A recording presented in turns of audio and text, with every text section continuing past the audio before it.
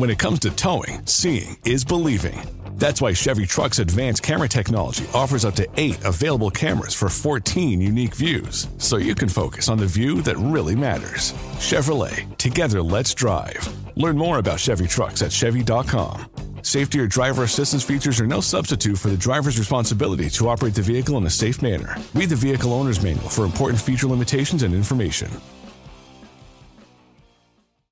Being a marketer's no sweat. You just have to manage dozens of channels, launch hundreds of campaigns, score thousands of leads, and okay, fine, it's a lot of sweat. Unless you have HubSpot's AI-powered marketing tools to help you do all that and more. Get started at HubSpot.com/marketers.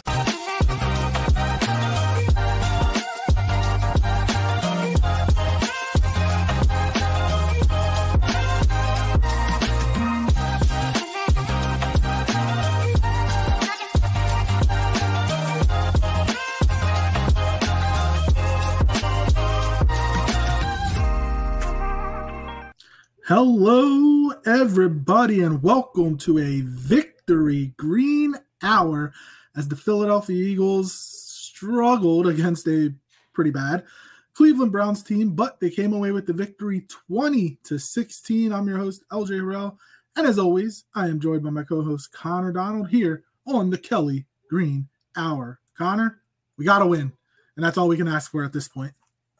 Yeah. I mean, we got to win. There's some scrutiny, you know. There's a lot of stuff going around the social media, and that's what we expect. But all we can do is hope that there's consistency from here, because at this point, I mean, that's all we can hope for. Wins and some consistency to start to mount for this team. So a win's a win. We're gonna take it for this week. Yeah, and we're going to dive into the victory, into the game, the good, the bad, the ugly. But as always, before we jump into that, follow us on Twitter at Kelly Green Hour. You can follow Connor on Twitter at Connor10, and you can follow me on Twitter at LJ Harrell54, and follow Eagles Pin Pull. I'm gonna get it. Eagles Pin Pull at Eagles Pin Pull everywhere: Instagram, Facebook, Twitter, YouTube, Twitch, everywhere. Follow Eagles Pin Pull. And subscribe and let us know how we're doing. Let us know how all the other shows are doing as well. And if you're joining us live, let us know your comments. Who was the player that stood out to you? Your thoughts on the game, your thoughts on Nick Sirianni, because we saw what he did and how he's been acting over the last couple of days. But I want to start out with Nick Sirianni, Connor. Do you think he's trying to get fired? Like, everything that he's doing, it feels like he's trying to get fired. Now, I know he said that a bunch of the players went to him during the bye week and said, be you. Do what you did in 2022. We need that energy that you have. Because obviously the first couple weeks of the season, he's kind of been a tame Nick Sirianni. But he was a little bit more outgoing, for lack of a better term, this week. And then at the end of the game, I mean, there were a bunch of fire Nick's chants at the game because the Eagles obviously started out slow again, and they didn't look as good as you would anticipate. You saw what the Detroit Lions did to Dallas. They also had a bye week last week. They put up 47 points on the road against a better team than the Cleveland Browns. Well, I guess they're better. I guess Dallas at this point is better than Cleveland. But like, so, and we're Philly fans. Like, we're going to show our emotion. If you don't come out and execute against a bad team, you're going to hear about it. And the fans came out, and then he, at the end of the game, he went up, holding up his ear, saying, "What's that? What's that?" Took his kids to the press. I have no issue with the whole taking the kids to the press conference, by the way. Now, could he have been using them as a shield? Potentially, but I have zero issues with that. But what are your feelings and your thoughts on what Nick Sirianni has done over the last 24 or so hours? And I'm dead serious in asking, like, is he tired of kind of being used as a puppet and kind of like Doug Peterson did? Doug Peterson didn't want to be used as a puppet anymore. When Jeffrey Lurie told him, look, you need to make a change, you need to get rid of Press Taylor, he's like, no, I'm not going to. He got fired. Do you think Nick Sirianni might be going towards that route and like, look, I'm tired of this? and I just won out. So I'm not going to quit. I'm going to force you to fire me. I mean, it's an interesting way to do it. I mean, a lot of the players did back up his comment that, they asked him. Jalen Hurts made a comment. Brandon Graham made comments to the media saying that they went to him and they said it. So they're definitely backing up what Nick Sirianni's selling. So I don't. It's such a weird thing. We're not used to coaches being like this because Andy Reid was not like this. Doug Peterson was not like this. This is a guy who, like, Eagles fans just like to hate. Like, just the persona, what he spews. It's just what gets the fans and the media going. And he just talks circles. He doesn't seem to be able to figure out the right thing to say at the right time. And he lets his emotions get the best of him. But like you said, maybe the players like that. They seem to like that. They seem to want that. That was part of bringing Chauncey Gardner-Johnson back. There was a loss of swagger in the defense when he was gone that for that one season. So maybe it has something to do with that. It's so hard to tell. I don't think he's trying to get fired. I do genuinely believe the players are backing him up and he's backing the players up. And they want to be together and they want to be a unit and they want to move forward. I just think, the media is going to make this a thing. Social media is going to make this a thing.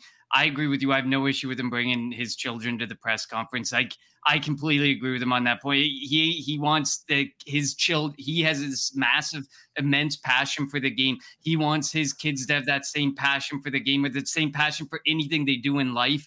I get where he's coming from as a father. I can fully understand where he's coming from.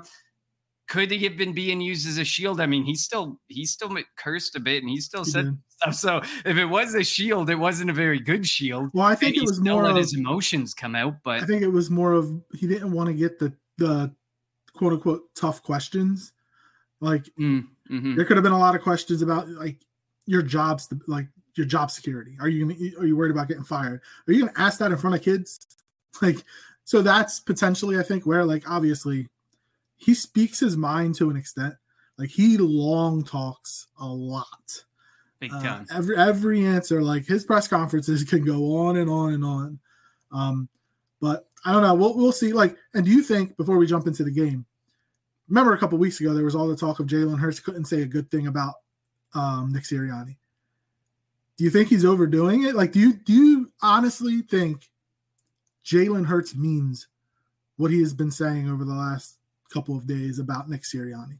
I mean, like you said, you went from the way over here to all the way over on the other side. So to me, it's almost like Lori or Roseman went in and brought them into a room together and said, listen, guys, we got to shut this media up about you guys not liking each other, not being able to work together. It's not good. It's creating a negative, it seemed to be creating a negative feeling, throughout the locker room. So, I mean, I think he's overdoing it a bit, but I mean, if he just has to overdo it to make his bosses happy, and both of them can continue to do this, then fine. Go ahead and overdo it. Just make sure that it translates to something on the field as well. Because if you're overdoing it and you're still looking like garbage on the field, or we're still looking similar to the collapse of last season, then you're not fooling anybody. Because we're talking about it. Other people are going to clearly be talking about it. You're not fooling anybody. So make it translate from not just words into actual actions and passion and something on the football field. Yeah, I agree with that. So that's going to be hopefully it of the Nick Sirianni talk. Like, look, we know he's a different guy and he's going to portray himself differently. And we'll see going forward. There were a lot of people today. I was listening to WIP. People were saying that he's like in his Britney Spears phase with the shaved head, and maybe he's going a little insane. Like, I don't know. I'm never going to say anything like that about a person, but let's just hope that this win could propel the Eagles going for, like, they're a half game out of first place. The next 3 games are against against the 2-3 Giants, the 2-3 as of right now Bengals, and the 1-4 Jaguars. You have a chance here to get some momentum, to win some games going into that Dallas game. And the Cowboys into the Washington game, excuse me. Yeah, or Dallas and then Washington. The Cowboys are 2-3, and so you could kind of talk them down a bit too. But we know that they're going to play us tough as hell. It's crazy. They went 8-0. Not to make this, they went 8-0 at home last year, and they've gotten destroyed in 4 straight home games, including the playoffs last year. It's been great to watch. And again, Detroit was playing with them too, like trying to get their offensive linemen to score touchdowns. It's pretty funny. All right. I think we're going to start on the defensive side of the ball. The defense was pretty outstanding. Now, I know in the second half, there was a stretch where Deshaun Watson completed 12 straight passes, and it was like, you have got to be kidding me.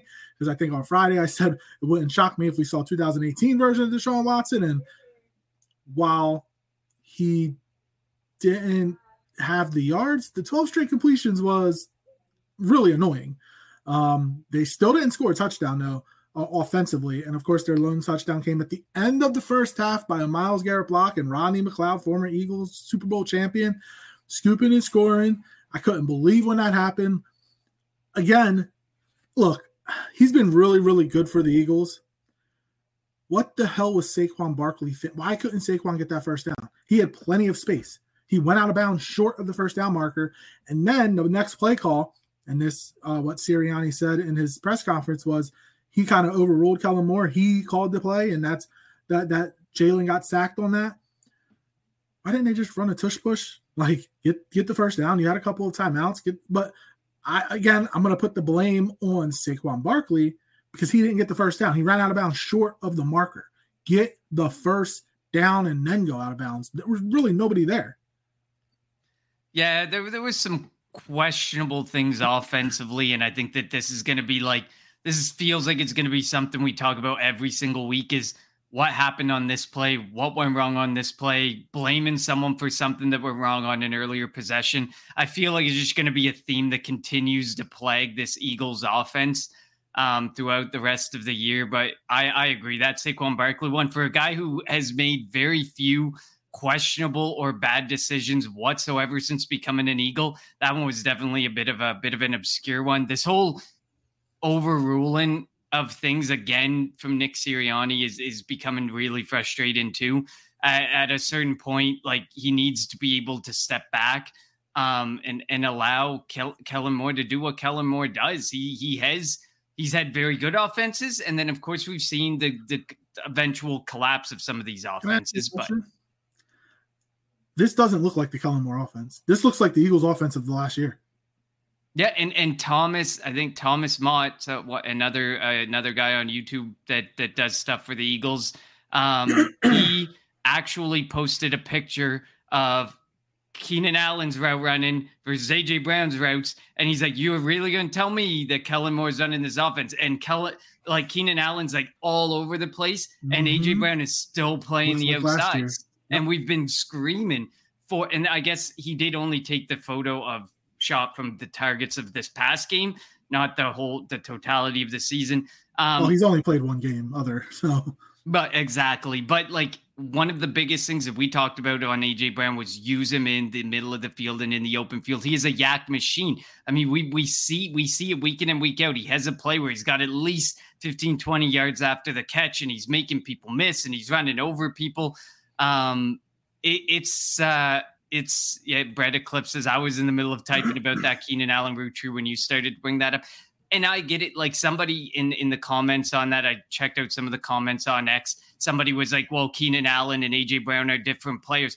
AJ Brown, arguably right now, in his prime, is better than Keenan Allen right now at 33-year-old Keenan Allen. Yeah. And last year there was 32-year-old Keenan Allen who gets banged up. He's on every injury report. So you're telling me that you can't get AJ Brown to do what Keenan Allen could do? Could it be the quarterback? Justin Herbert's 6'5", 6'6". Jalen Hurts 5'11", 6 feet. He doesn't like to throw the ball over the middle of the field. He doesn't like to get the ball. He doesn't like to go under center all that often. Could it just be that Jalen Hurts doesn't throw the ball? Is this a Kellen Moore, Nick Sirianni problem, or a Jalen Hurts problem, where Jalen Hurts just doesn't let? He rarely throws the ball over the middle of the field anymore. Is it because he can't see over the line? Is it because if he goes to throw it because of his stature, it could get knocked down? Again, Justin Herbert's much bigger quarterback. That could potentially be the reason. What do you think? I mean, it very well could be true. I mean, it would be a damn shame if the Kellen Moore offense has to be watered down to help a guy who may have troubles seeing over or managing to throw over his offensive line. Like, that is just not a problem you ever want to have in football. I mean, you can talk about Kyler Murray, okay, but like Jalen Hurts is still not Kyler Murray size. Like, Jalen Hurts should still be able to make some things happen over the middle of the field. But it's frustrating because this offense doesn't look like the Kellen Moore offense that had Dak Prescott on pace for like 500 pass attempts and 5,000 passing yards before his leg got shattered, and Justin Herbert the first year with the Chargers where they were making some things happen. This does not look like those Kellen Moore offenses in the early times when he moved to these new teams. Of course, at the end of his tenure in some of these teams, it seems like his offense became. He was only with the Chargers 1 year. Defenses were able to read him, but yeah, he was with the Chargers for a year, so he didn't really have a chance to kind of expand with more. Justin Herbert. Dak Prescott got better after Kellen Moore left. I don't know if that's something to see, but we've talked about him a bunch. AJ Brown, that guy is. Look, we've seen T.O. And T.O. obviously a Hall of Famer, and T.O. was great in 2004. And then 2005, it kind of went haywire. Deshaun Jackson, a different type of receiver. He was really good. And I'm only going with the receivers that I've seen personally that I think are legit. A.J. Brown has a chance to go down as the best receiver in Eagles history. And look, I didn't see Harold Carmichael. I didn't see Mike Quick. I didn't see all those guys back in the 80s. But my God, what A.J. Brown is able to do. And you can see the trust and the confidence that Jalen Hurts has in A.J. Brown. So, I am, if he can stay healthy, we see it. And again, he also has that same confidence in Devontae Smith. We didn't see these passes against Tampa. We didn't see these go into Jahan Dotson or Paris Campbell or John Ross. But A.J. Brown comes back, Devontae Smith comes back, and Jalen has his one of the best games he had all year. No turnovers, no turnover-worthy plays. And that's what we've been asking. Let's get a clean game from Jalen. And that's exactly what we got. And we saw him using his legs as well. Yeah, you must have put that bet down. You must put that bet down because he didn't end up committing a turnovers. I couldn't find unless I was on FanDuel and they didn't have a turnover bet, but I bet the Browns plus 8.5, thinking that would help the Eagles win the blowout. It didn't, so I did win a little cash there. But the Eagles still won, so that works. Yeah, and the Bread Eclipse says AJ can do what Keenan Allen can do and much more. Yeah, having AJ Brown back, you can tell. There was one play, I think it was it wasn't a play that was ever gonna turn into anything, but I think that it was he kind of Jalen Hurts threw it out over the end zone, and it was for Jahan Dotson. But the way that he threw that ball, he knew Jahan Dotson had no chance. He wasn't even gonna make the effort to make it a attemptable play. But you see him throwing to AJ Brown, you see him throwing to Devontae Smith, and he talk about putting it where your receiver can get it. He does it every time. It's right in the breadbasket with those guys. But to your point, that play with Jahan Dotson, there wasn't even an effort. There wasn't even anything to say. I think he was on the move. It was going to be a hard play to make. But at the same time, if that was A.J. Brown or Devontae Smith in the back of that end zone corner, that ball was definitely going to be a few feet closer and at least an attemptable play. So one of the things I do like, or I think Jalen did a really good job, was not forcing things. There was the one play where he took the snap, he stepped up, had to roll out, he held the ball with two hands. So if there was anybody there to try to knock it out, it wouldn't. And then he threw it away. He didn't force it to A.J. Brown or Devontae or Calcaterra. He threw it away. It was an incomplete pass. You take that. You live to play another down. So I'm like, if we can just continue to see that progression from Jalen, there's no reason that he shouldn't be getting better and better. And against somebody The Giants held the Bengals to what, 17 points, whatever it was. Yeah. So like their defense is pretty good, and I know they're going to be without Kayvon Thibodeau, but they still have Brian Burns, Dexter Lawrence. So they still have Ojulari. They still have a bunch of defensive guys there. So they're going to pose a challenge, and they put a whooping on the Eagles last year in whatever week it was that they went to Jersey. The Bengals have a decent defense. Who's after the Bengals? That's the Washington game. Yeah, Washington, of course. Then Washington and so Jalen just has to continue to put these games together where you're not turning the football over. And Washington's without Jonathan Allen now for the rest of the year. He tore his pec, which is a massive loss for they still have Daron Payne. They do still have Daron Payne, but of course it becomes a little less scary when it's just one of them instead of the two of them. But Brett Eclipse, I'd be confident calling AJ Brown the greatest Eagles wide receiver if he keeps his production up for a few more seasons. I agree. I think you got to get at least 5 years of production with a team, in my eyes, to definitely start to put them down as like the best in the history for a franchise. You can't really do it after 2 or 3 seasons. So hopefully we continue to see that production. This is interesting because the team is continuing to evaluate Dallas Goedert for his injury. He could be expected to miss some time. Hurts was very willing to throw to Calcaterra, says Brett Eclipse. He actually was. He seemed fairly confident throwing to Grant Calcaterra. And we know my biggest concern. And he showed some acceleration. Calcaterra did. He did. And my biggest concern with Grant Calcaterra is not that he's not a good pass catcher. He's a great pass catcher. We know he was a purely pass catching tight end in his college days. My concern with him is he's not the all-around player that Dallas Goedert is. You're going to have him and whoever the backup tight end, Jack Stoll, come and flex around, because Stoll is a better blocker than Calcaterra, but both of them do not do the same things that Dallas Goedert does, or anyways close. And last week they signed, it's like they kind of had a premonition here. They signed CJ Uzama to the practice squad. So if Goedert is going to be out, like these hamstring, we saw how long AJ Brown was out with his hamstring. Mailata is going to be out for a couple of weeks with his hamstring. Goedert will probably be out. Like the Eagles come in after the bye fully healthy, and then they lose Darius Slay. We jinxed it. We're so excited about a fully healthy team, and now we got Darius Slay. They're still evaluating Goedert. They're still evaluating, and Mailata for sure is going to miss a couple games. Whose podcast he was on today?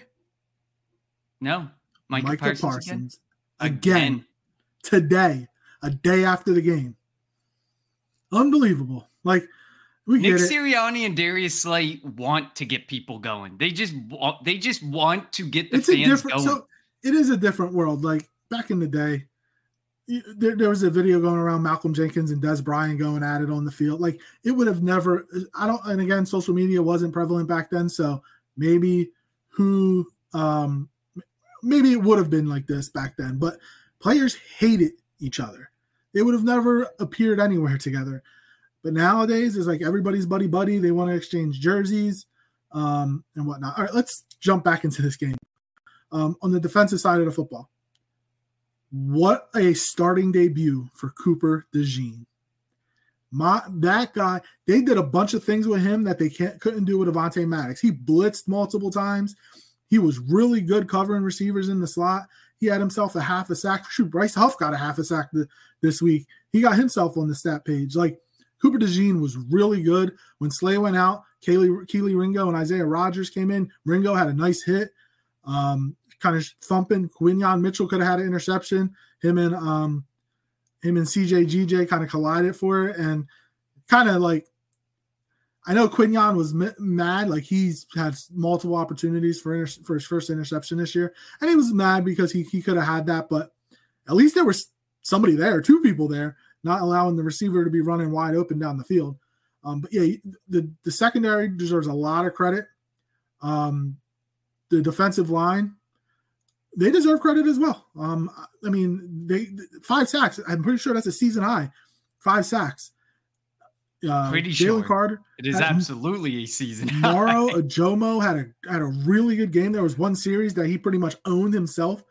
Again, Jalen Carter. Jordan Davis had a pretty good game. Now he didn't play that much. Bryce Huff again. And congratulations goes out to Brandon Graham, his 200th career game with the Eagles, the first player ever to reach that milestone. And he didn't play as much. And I think the Eagles are kind of trying to balance how much do you play Brandon Graham and Bryce. The one thing that they did with Bryce Huff or allowed Bryce Huff to do this week, 4-point stance. He looks completely different when you allow him to get into a stance and run, just go. And he looked like the Bryce Young with the Jets, or excuse me, Bryce Huff with the Jets. Now he only had a half a sack, but he looked a lot better. He looked more confident out there playing against a weaker Browns offensive line. Absolutely. I mean, I think that's a starting point with Bryce Huff. I think you need to continue to let him do that, but we do have to be cognizant ultimately of the fact that who they were against. It's a banged up offensive line. They lost their center early in the game and ended up turning to their third string center, I think. So like we have to remember who they were playing, but it's a start.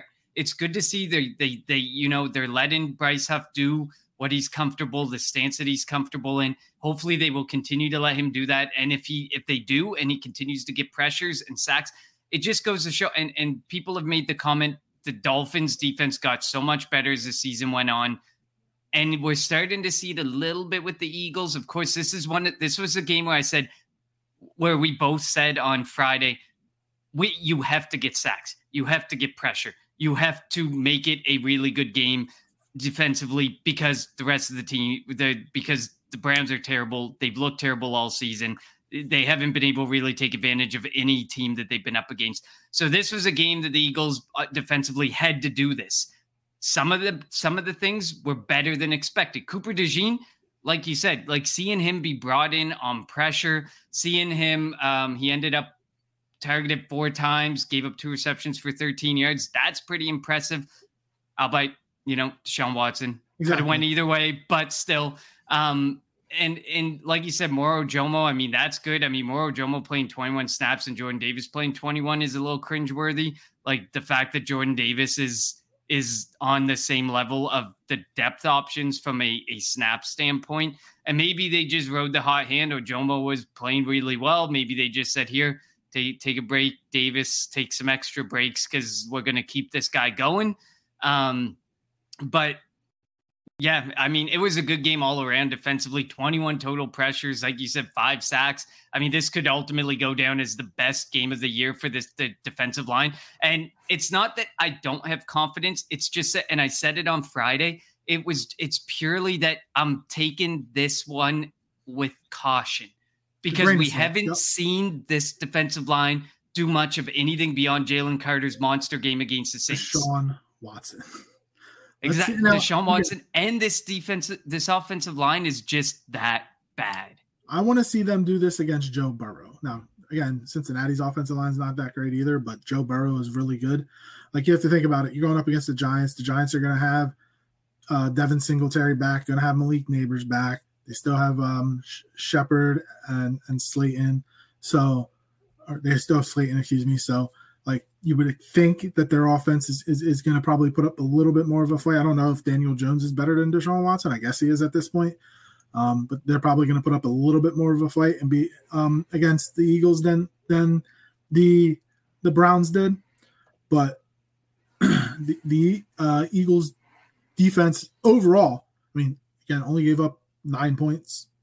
Did a good job of keeping the Browns out of the end zone. I still didn't like that Watson completed 12 consecutive passes in the second half. That was annoying and that was frustrating. I mean, he was also DG is still going to be our best edge rusher 5 years from now at this point. That'll be year 20. I mean, he's probably going to – I know he said he was going to retire after this year, but I think he might come back next year. If things continue to go well, like if he sees a way that the Eagles could win next year, he probably would come back. And if he was willing to bring him back. Exactly, that too. And I guess like one of the things, like if I'm looking at like the defense and I'm thinking of a negative, Nakobe Dean is sliding. He has some good plays in games, but he's proven that there's potentially some concern there if the year goes on, if injuries start to come. And he had 2 missed tackles, and he was a complete liability in coverage. So how bad is Devin White then that Devin White couldn't beat him out? How bad was Devin White that you couldn't give him a chance to split time with Nakobe Dean when Dean struggles? Like at this point, what now? If Dean's in these moments of struggling, it's literally Dean, Bond, and a couple of special teamers who aren't ready to take over starting jobs this year or maybe in the near future. Like Ben Van Sumer and Jeremiah Trotter are not starters this year. And you cannot shove them into that situation. When is the trade deadline? I gotta look this up real quick because I think the main need for the Eagles is pass rusher, defensive end, somebody that can get after the quarterback. But a linebacker's, I mean, it seems like we say this every year. A linebacker's right up there. So, and again, like nobody's going to give you a good linebacker if they're available unless the team is really, really bad. But that's something that Howie Roseman probably should be looking into. But do we trust Howie to make the move? What last year? Who was it? A buddy from the Titans that we picked up, Ryan. So Tuesday, November 5th, which is between weeks 9 and 10. So that's right before the Dallas game. So you've time. The Eagles play that Thursday. The Eagles play the third. They don't play. They play Thursday after Dallas. So the Eagles play the Bengals. Oh wait, do they play Washington? Oh my! I have the schedule right here. They play the Giants. They play the Bengals. They play Washington. Oh, so they play the Jaguars. So they play Jags, the Jags on Sunday Night Football, and then they have Dallas. So after the Jaguars game is when the trade deadline is. So, but I mean, I think this is a perfect stretch to figure it out. If Nakobe Dean continues to struggle against teams that aren't that good, you clearly know that you need to go and get in. And I think no matter what, edge needs to be addressed just for the sake of, we know that this off defensive line can be on, but can also be very off. They're very hot and cold. So to me, I think that you definitely, like, through this stretch of games, don't take it for granted.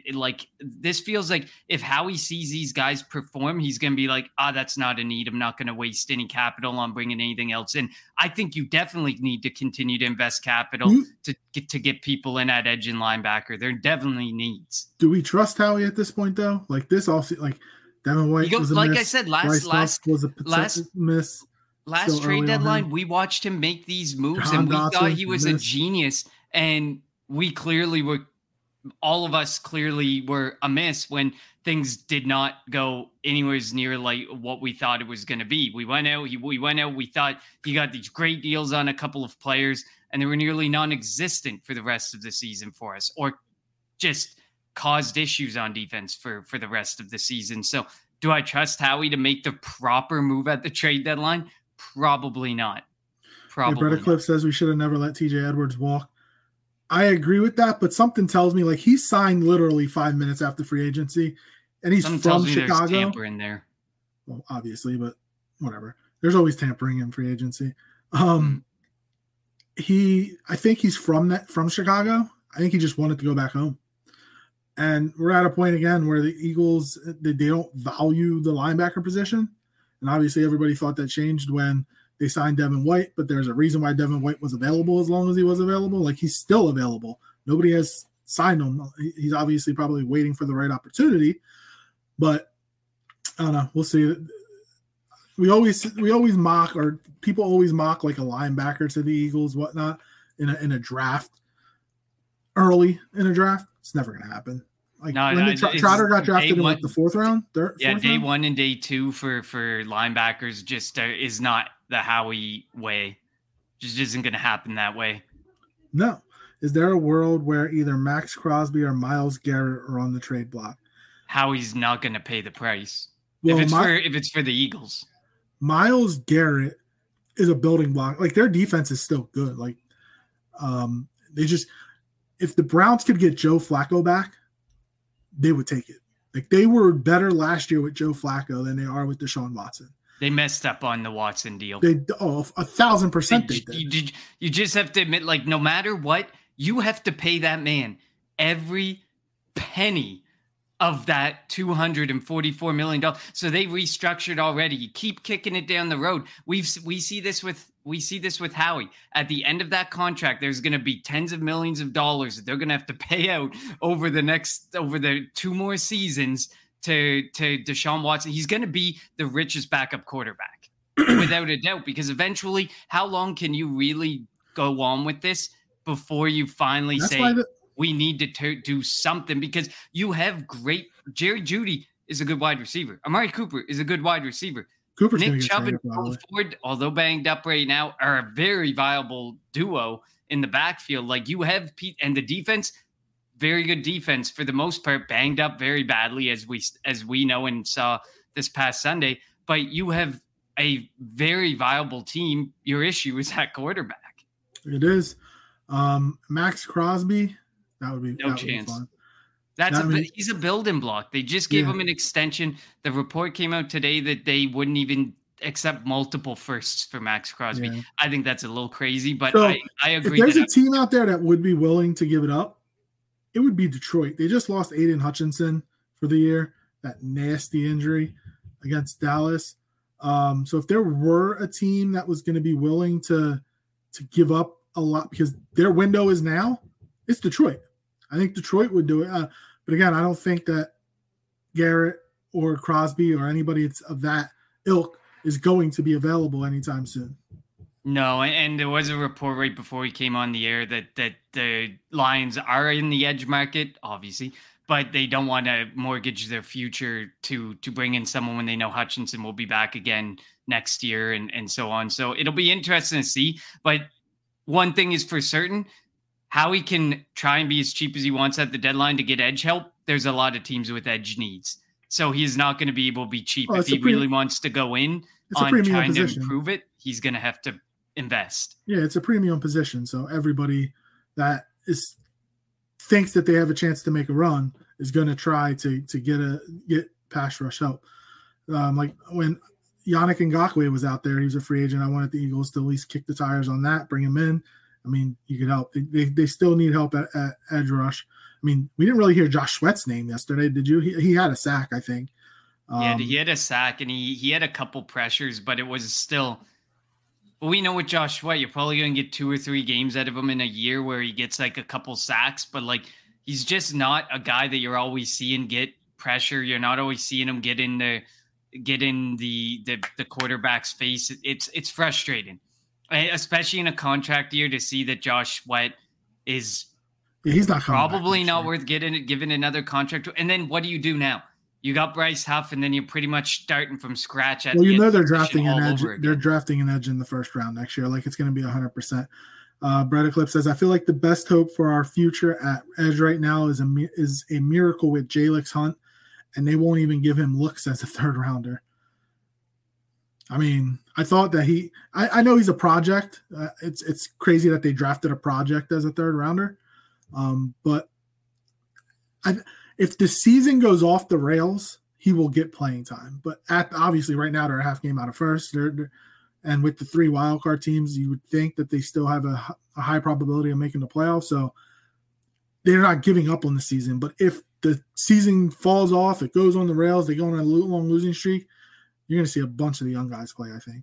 Yeah, and I think what's important to note is, like, when you look at the defensive snap counts for the Eagles, the players playing they're very balanced. Like, to me, you're like Thomas Booker. You're going to continue to play Thomas Booker because you require that depth in the middle. Did he play yesterday? Played 8 snaps yesterday. But then your other guys who played less than 10. So the 3 guys who played less than 10 snaps, less than 20 snaps, whereas Thomas Booker, Avonte Maddox, Keely Ringo. Booker's Ringo probably only got got in to there stay because you don't have much defensive line depth. What? I said Ringo only got in there because Slay got hurt, and then Rodgers got hurt. And then Ringo, they value him on the special team side of the ball. And Avonte Maddox, I mean, if he's really out of the picture, maybe there's room to squeeze Jalix Hunt in there. But, I mean, Avonte Maddox is your best option if anything happens to Cooper DeJean. he's obviously your best option to jump in there in a pinch if something happens to Cooper DeJean. At this point, like when you look at the way that they balance out the snap count and who's playing, who are you really going to take off that 53-man roster on or game day, whatever you dress on game day for Jalix Hunt? At this point, the fact that he's purely developmental is frustrating. As a third-round pick, it is extremely frustrating, and we see this every single year from Howie. But where does he fit in at this point is the question, and he just doesn't fit right now, which makes the pick even more infuriating. Yeah, I don't know. A lot of the, I don't know. We just have to. They need to figure it out. I want to jump back to the beginning. There was a Brett Eclipse that asked something. Let me find it. Where's my mouse at? There we go. Will we ever see this team get a hot start? Will we ever see this team get a hot start? At this point, it seems their initial script is always a failure, and I don't get it. They're the only team in the NFL that have not scored in the first quarter. Their opening 15. Their opening 15 should be like the plays that you are super confident in, and they can't execute them at all. It's so frustrating. I know, and maybe, Brown and Smith just being back, they were just getting into the groove, and maybe next week we witness like the first quarter but it just feels like they come in so unprepared. Like we had Devontae Smith and AJ Brown in past games together. Yes, it was only like one game.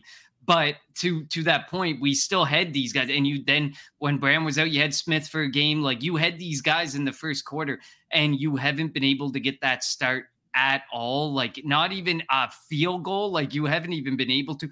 Like they went, what was it, like 88 plays yesterday on Sunday with no play from the red zone. Yeah, either team. Like well, they literally the Browns got into the red zone late in the fourth. Exactly. So they played between the 20s the whole time. Like they couldn't even get, like they can't even, at this point, the Eagles are struggling to even get in the damn red zone. And I get it. Okay, you get the 60-yard touchdown, the 40-yard touchdown. I get that, but you're not going to win games by never seeing or rarely seeing the red zone. Like, I don't know what it is that that's going wrong, that they can't seem to get there, but they need to figure it out offensively, because this defense, we know they can come and go.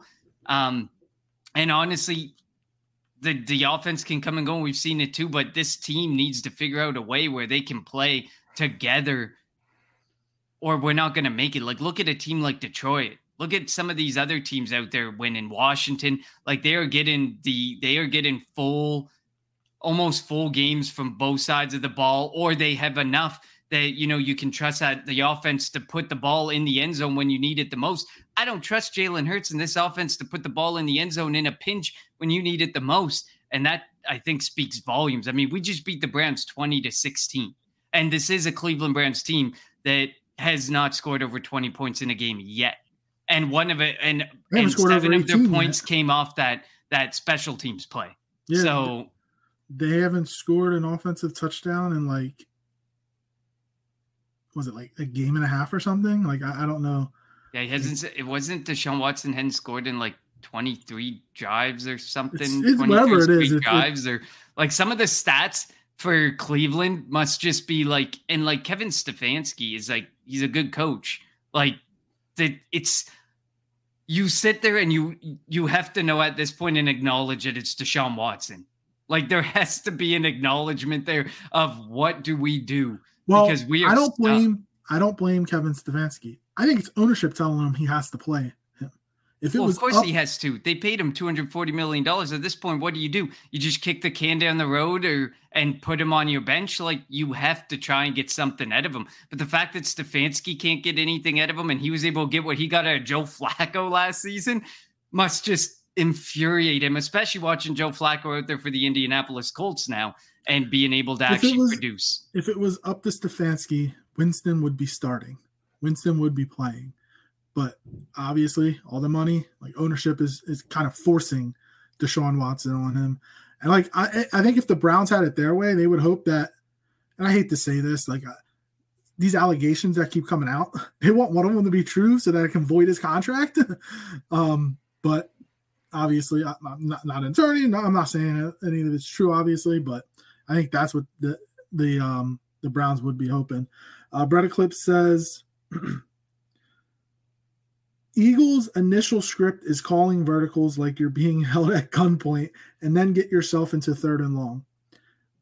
That's why I still think it's Nick Sirianni's offense. That's what we did last year. We haven't seen motion from this Eagles offense. That's what Kellen Moore is about, the moving and the motion. Remember when they said that it was Nick Sirianni, everybody was saying it's Kellen Moore's offense. It's Kellen Moore's offense. He's calling the plays. I don't think that's true. I really don't think that's true. It's so hard to tell because this doesn't look like any Kellen Moore offense when it was good or bad. In the past years, it just doesn't look like it at all. At no point did he ever turn to no motion and verticals on this often of a pace like they're doing this year. Hopefully he turns the keys over eventually and just stops overruling Kellen Moore or trying to call any plays or do anything with Kellen Moore. Like, this must infuriate Kellen Moore to have come into a circumstance where you see Vic Fangio clearly has the majority control over what's going on defensively, and this guy can't even call his own playbook that's there. Whatever playbook's there, so obviously. Speaking of Fangio, did you hear when Sirianni said he called one defensive play and it didn't work out? Do we believe that? I would believe it. The Brett Eclipse, did you guys see Nick said he made a defensive play call? If you're trying to dip your toes into being a play caller on both sides, but you have failed on offense. You've proven your offense is a failure. It is bland. It is very easy to see through. No. Do not move over to as a defensive play caller. Do not be an offensive play caller. That's just not where you are meant to be. In football, we see it. The players like the energy. The players respect you because of your ability to connect with them. Use that. Use your culture, your ability to connect with players to just get things going in the right direction. Like, I just don't know why he needs the attention or why he feels he needs to be a play caller. You weren't brought in like that, and most I think he hates being asked, what do you do? I really think he hates to be. And then, why is Nick so desperate to feel like he's important? It's kind of insane. He hates that question. What do you do? He wants to make it seem like he does something. Mike Tomlin doesn't get that question. Harbaugh doesn't get that question. Campbell doesn't get that question. He hates getting, that's the only thing I can think of. And I'm not saying it's right that he should be trying to put his hand into everything and trying to take over, because he shouldn't. But I feel like that's what he's doing right now.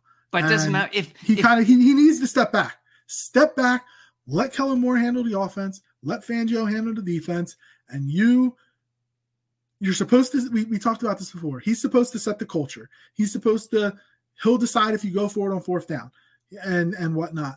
But if Kellen Moore calls a play, don't go, nah, I don't like that. Let's do this. No. Look, he can call a tush push. Sure. Have fun. We obviously know when the tush push is going to be called. And we know that's his play because that's the only play that works for him. But, dude, and Brett Eclipse said when they pivot to the short intermediate passes, things get rolling almost immediately. The 45-yard touchdown, it was the same play they ran against the Saints with Dallas Goedert, except it was going the other way. And I think it was Calcaterra or Stoll going one way. They didn't do an illegal pick. You got Devontae Smith coming across the field, wide open, goes down the field, boom, scores. And the Eagles did get fortunate because Cam Jurgens had a hand in the face. Could have taken the touchdown off, but refs didn't see it. Let Kellen Moore cook. Let's see what he can do with this offense. Because if we don't see the Kellen Moore offense, how are we going to know if we get to the end of the year, and how are you going to judge what the offense can do? Because is it Sirianni's offense? Is it Moore's offense? How the hell are we supposed to know? Yeah, and I mean, there is a reason to believe that you can be there and your responsibility is strictly being a behind-the-scenes guy who builds a culture, commands the respect of your players, gets the respect of your players, and it's clear he's got all that. He's doing what he needs to do, except getting his hands out of the game day pot. Whatever happens on that football field does not pertain to you at all, except for maybe calling a tush push or making the analytical decision. When you have heard the voices in your headset say, go for it, you say, okay, let's go for it. Whatever it is, that is your job. That should be his job. And there is a word, like you said, other guys don't get asked that question. First of all, the fact that the media continues to ask the question is absolutely ridiculous in its own right, because why does it matter what he does if the team is, and I think that that's the biggest issue, the team is not headed in a good direction or the right direction right now. So that continues to push the question, well, what are you doing? Why are you here? But it should not be a constant question. And I get why he's frustrated by it, but it does not mean that you should put your hands in the pot anywheres that they shouldn't be. It just isn't your job. It just isn't your job and shouldn't be your job. We see it. Why if you know what, if Jalen Hurts is being fake, it is what it is. But the fact that they're able to get on a similar page when they apparently have not been on the same page in a year and a half speaks volumes to what they were able to do, sitting down and hashing it out or working things out, understanding what their roles are in this whole situation. If whether it was Howie or Jeffrey that had to tell them about it or tell them this is what we need to do. But ultimately, I mean, he was doing fine. Like, he's fine as a hype man, whatever. If you want to be a hype man, go ahead. Just don't yell at the Eagles fans. Like, I mean, they're going to say what they're going to say. They're going to feel what they're going to feel. But I mean, you were fine as a hype man. People hated it. And, you know, you go on the national media shows and they're sitting there and they're like, oh, what a douche this guy is and stuff. I get it. And that's fine. But that's kind of the personality that you know, Jeffrey Lurie and Howie Roseman clearly bought into when you came into the building. It's what your players are buying into. Yeah, as User said, the one thing is he's been the same person since he's gotten here. Like, this year, he's been trying to tone it down. And that's not him, obviously. Like, he's been that brash, outlandish person. Maybe if he gets back to that, like, he doesn't have to get involved in the offense or the defense and then get play calling. But just, this is going to sound bad, be a cheerleader on the sideline, I guess, as the head coach. I don't know. Brett Eclipse says he's not even good in the analytical situations. You might not be wrong about that. But I think he's not good in the analytical situations because he's the guy calling the play in the analytical situation. It's fine and dandy to be like, this 4th and 2, go for it. But when it's 4th and 2, hey, I want to do this play in the playbook, that's where he goes wrong. I think he can be fine to make the analytical decisions. He just can't be the one to make the play call paired with the analytical decision. And then Brother Cliff says, the thing about Nick is that everything about the team gets better the less he's involved. It has literally been that way since 2021. That's when he gave up play calling to Shane Steichen, and they started running the ball more, and they made the playoffs as the 7 seed. And then they went to the Super Bowl the next year with Steichen running calling the plays the entire year. So, yeah, that should say something. And, like, honestly, I think if we could put truth serum in Lurie and Roseman, they would say they should have fired him after last year. If we could put truth serum in Kellen Moore, he would say, this isn't my offense. Like, obviously, they're going to, I don't want to use the word defend, but they're going to speak highly of Nick Sirianni. But, like, deep down, they have to be going insane. Like, something needs to change. The team, this is looking like last year all over again. They're making easy games look hard when they should not be hard. Yeah, no, it's true though. Like, it's just, if truth serum were a thing, And you can't just tell. You can't just tell with Kellen Moore. You can't necessarily just tell by the routes that AJ Brown's running.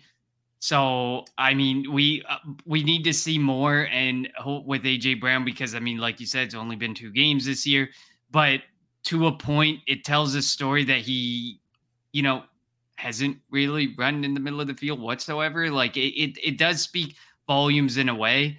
And it'll be interesting to see what happens. But I do stand by, because I know that people are going to say, oh, is he going to get fired in season? Without a continued collapse, no.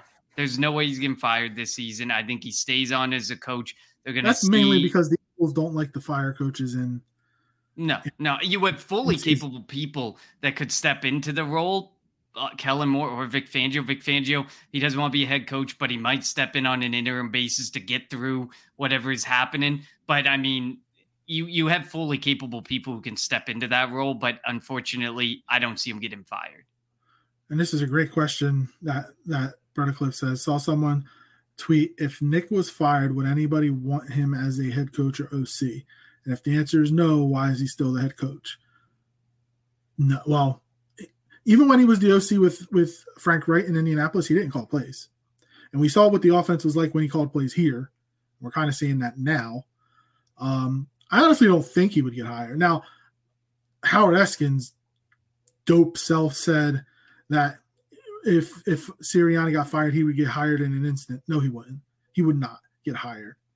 He would definitely not get hired as a head coach. He might get hired maybe as a quarterback's coach or a receivers coach or offensive quality control coach, but he's not going to be a head coach and not going to be an offensive coordinator. I highly doubt that. Look at all the talent that we have here.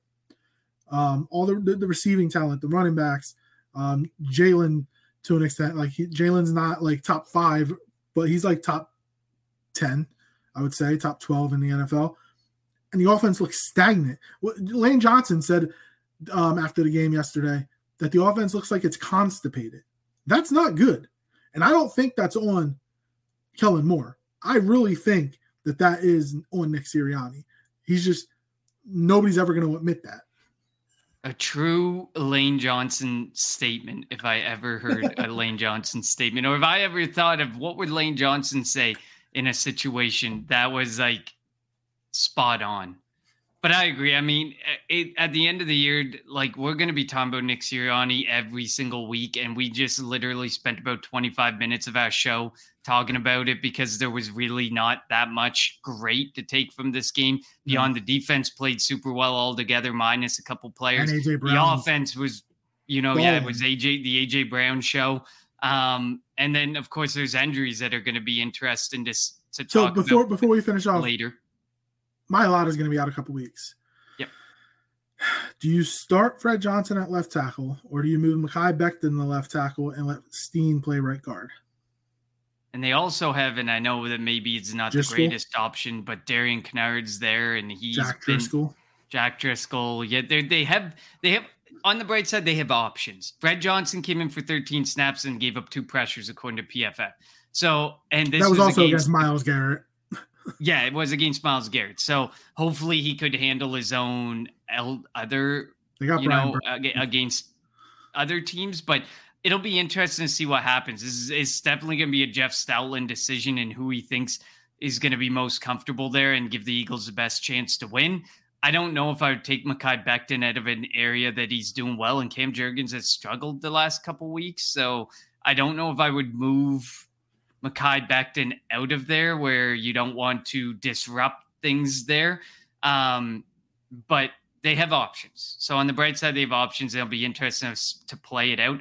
I think, if, somebody goes down and your first thought was this guy, Fred Johnson, I would probably roll with Fred Johnson unless you have a belief that somebody else can do better. But if that belief is Jack Driscoll or Darian Kennard, they probably would have been on the active roster more than they have been. And Driscoll was on the active roster this week. Driscoll has been on the active roster, but Darian Kennard, I don't think has been on the active roster yet this year. If anybody, it's going to be Fred Johnson. I think it'll be Fred Johnson too. Reddit Clip says, before we finish off here, Hurts making the call to chuck it to Brown after seeing AJ Brown one-on-one in press coverage with a backup is hilarious. Like that's their best plays right now are the tush push, the dash crossing route and just chuck it to AJ Brown and let him swole Batman people. Like, that's the best. That's their 3 best plays right now. That's not good, but let's hope that I'm hoping, and we're going to talk about it more on Friday, I'm hoping this is a Saquon Barkley game this week and let him go off against his old team. But we know what the Giants' defensive game plan is going to be. Don't let Saquon go off. So AJ Brown and Devontae Smith could have another big game. We'll see. Yeah, it'll be really interesting to see, and we're obviously going to get into that live Friday at 7 p.m. Eastern time. So we won't lead too much into that, but yeah, it was. I'm going to leave it. My final statement is it was a game, and we won. We needed to win. I wish we had have won by multiple scores. I hope no one took that not monster 9.5 point spread, because obviously me and you were both saying no chance on Friday. I wish we could have won by more and showed that we're a team that could dominate, because like you said, you can't just sit there and say, oh, it's the bye week. The Detroit Lions came out of the bye week playing a better team, arguably, but they crushed them. They absolutely obliterated them. So the fact that we couldn't come out and, win by the spread, at least, like, I was, as much as I said, don't take the spread, I wanted to see us win by at least a spread, because we really needed to come out and get some confidence. And the fact that, we got an offensive lineman calling the offense constipated, and we got some injuries again. It's not headed in the right direction right off the early bye week. So it'll be interesting to see how things go. But hopefully we can talk about things that aren't Nick Sirianni going forward. But let's hope he doesn't give us anything to talk about the rest of this week. But it's Nick Sirianni, so who the hell knows? Thank you all for tuning into the Victory Green Hour segment of the Kelly Green Hour this week. As always, follow us on Twitter at Kelly Green Hour. Follow Connor on Twitter at Connor10. Follow me on Twitter at LJRaw54. Follow the Eagles Pin Pool Network everywhere on Twitter, YouTube, Facebook, Instagram, Twitch at Eagles Pin Pool. For Connor, I'm LJ. We'll be back Friday around 7 o'clock to get you set for the first NFC East matchup for the Eagles against the New Jersey Giants. Thank you and have a good evening.